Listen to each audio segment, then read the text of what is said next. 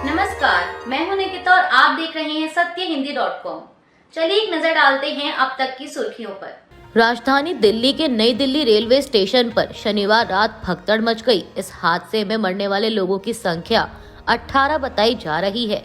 Railway station पर मची भगदड़ के सवाल पर डीसीपी रेलवे केपीएस मल्होत्रा ने कहा कि भगदड़ क्यों मची वो जांच होने के बाद सामने आएगा। यह काम रेलवे करेगा। उन्होंने कहा कि भीड़ का अंदाजा हम लोगों ने लगाया था, लेकिन 2 ट्रेनों का लेट हो जाना और वहां ज्यादा लोगों के इकट्ठा हो जाने के कारण ऐसी स्थिति बनी।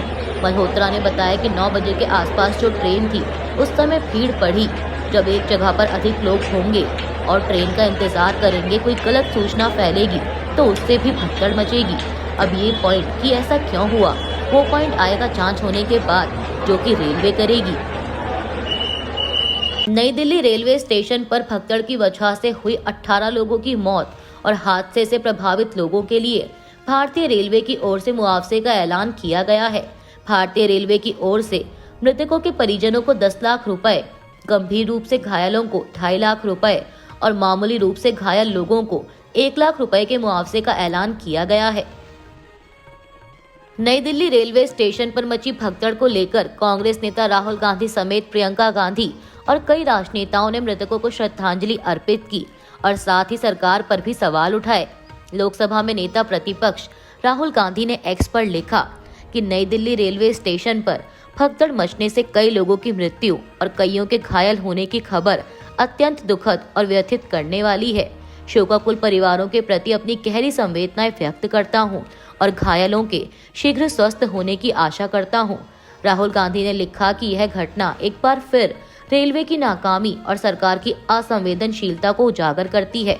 प्रयागराज जा रहे श्रद्धालुओं की बड़ी संख्या को देखते हुए स्टेशन पर बेहतर इंतजाम किए जाने चाहिए थे। सरकार और प्रशासन को सुनिश्चित करना चाहिए कि बद इंतजामी और लापरवाही के कारण किसी को अपनी जान ना गंवानी पड़े। कांग्रेस सांसद प्रियंका गांधी ने भी नई दिल्ली रेलवे स्टेशन पर मची भगदड़ को लेकर एक्स पर लिखा कि नई दिल्ली रेलवे स्टेशन पर भीड़ की वजह से मची भगदड़ में महिलाओं और बच्चों समेत कई लोगों की मृत्यु का समाचार अत्यंत दुखद है। ईश्वर दिवंगत आत्माओं को शांति प्रदान करें। शोक संतप्त परिजनों के प्रति मेरी गहरी संवेदनाएं। घायलों के शीघ्र स्वस्थ होने की कामना करती हूँ। वहीं बसपा प्रमुख मायावती ने लिखा कि प्रयागराज महाकुंभ जाने के लिए नई दिल्ली रेलवे स्टेशन पर उमड़ी भीड़ के बीच रेलवे की गंभीर लापरवाही के कारण मची भगदड़ में काफी लोगों की हुई मौत और घायल होने की घटना अति दुखद है। पीड़ितों के प्रति मेरी गहरी संवेदना। सरकार दोषियों के खिलाफ कार्रवाई तथा पीड़ितों की पूरी मदद करे। नई दिल्ली रेलवे स्टेशन की घटना पर कांग्रेस अध्यक्ष मल्लिकार्जुन खड़गे ने कहा कि नई दिल्ली रेलवे स्टेशन पर भगदड़ से कई लोगों की मृत्यु हो जाने का समाचार अत्यंत पीड़ादायक है। स्टेशन से आ रहे वीडियो बेहद हृदय विदारक हैं।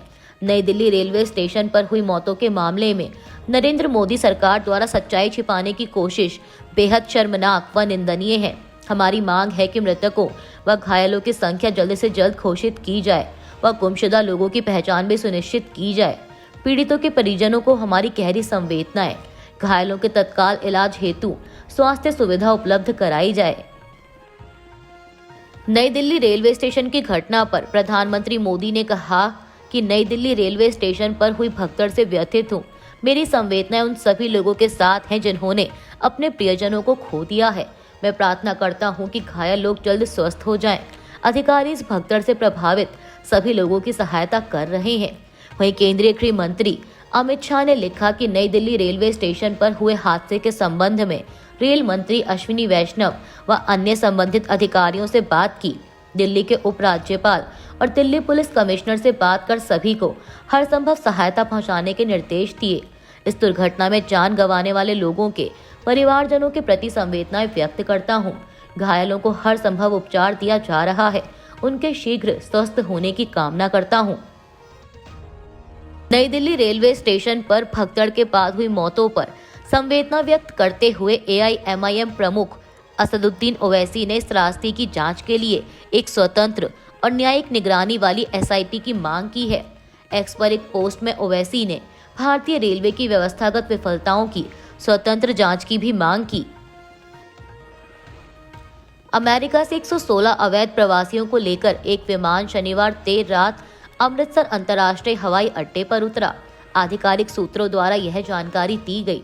बता दें कि यह अवैध अप्रवासियों पर कार्रवाई के वादे के तहत अमेरिकी राष्ट्रपति डोनाल्ड ट्रंप के प्रशासन द्वारा निर्वासित किया गया भारतीयों का दूसरा जत्था है। उन्होंने बताया कि विमान रात 10 बजे के अपेक्षित समय की बजाय रात करीब 11:30 बजे हवाई अड्डे पर उतरा। मीडिया रिपोर्ट्स के मुताबिक पहले ऐसी खबरें थी कि विमान में 119 प्रवासी सवार होंगे, लेकिन अब यात्रियों की अपडेटेड लिस्ट के अनुसार दूसरे जत्थे में निर्वासित लोगों की संख्या 116 है।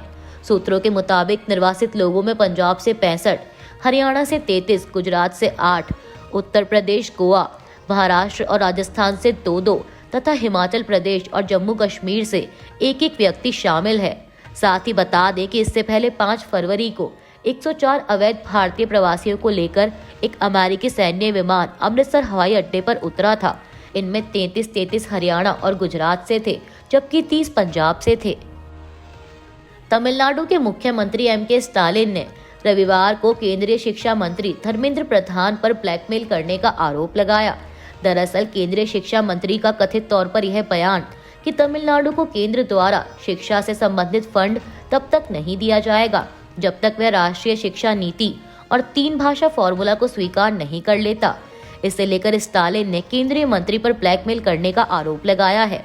इसके साथ ही उन्होंने 15 फरवरी को वाराणसी में पत्रकारों से बात करते हुए प्रधान की एक वीडियो क्लिप को टैग करते हुए एक्स पर एक पोस्ट में प्रधान के हवाले से कहा कि तमिलनाडु को भारतीय संविधान की शर्तों पर आना होगा और 3 भाषा नीति कानून का शासन है।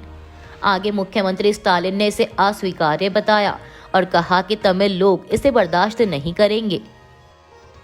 असम के मुख्यमंत्री हेमंत बिस्वा शर्मा ने शनिवार को कहा कि कांग्रेस सांसद गौरव गोगोई की ब्रिटिश पत्नी एलिजाबेथ कोलबर्न के पाकिस्तान से संबंधों के आरोपों की जांच के लिए पुलिस मामला दर्ज किए जाने और एसआईटी गठित किए जाने की संभावना है। शर्मा ने कहा कि इस मामले में पूरे पारिस्थितिकी तंत्र और समर्थकों को शामिल करते हुए विस्तृत जांच की जाएगी, क्योंकि इस बात की आशंका जताई जा रही है कि क्या आईएसआई ने उस समय सीमाओं में घुसपैठ करने का प्रयास किया था जब गोगोई के पिता दिवंगत तरुण गोगोई राज्य का नेतृत्व कर रहे थे। अभी के लिए बस इतना ही। बाकी की खबरों के लिए बने रहिए सत्यहिंदी.com के साथ।